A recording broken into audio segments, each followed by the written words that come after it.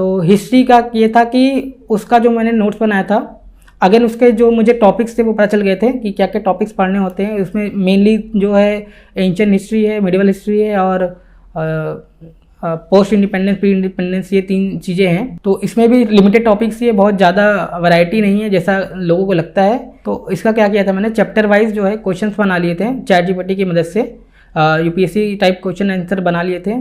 तो हर एक चैप्टर में 2-3 क्वेश्चन और उसके आंसर लिख लिए थे। तो ये क्वेश्चन आंसर टाइप का मैंने जो नोट्स बनाया था उसको ही मैं बार बार पढ़ता था ताकि वो याद रहे। और मुझे था कि वैरायटीज इसमें नहीं है, तो अगर 5 क्वेश्चन आता है तो मैं 4 तो आराम से कर लूँगा जो मैंने नोट्स बनाया है। तो इससे मैं कॉन्फिडेंस था काफ़ी इस पर।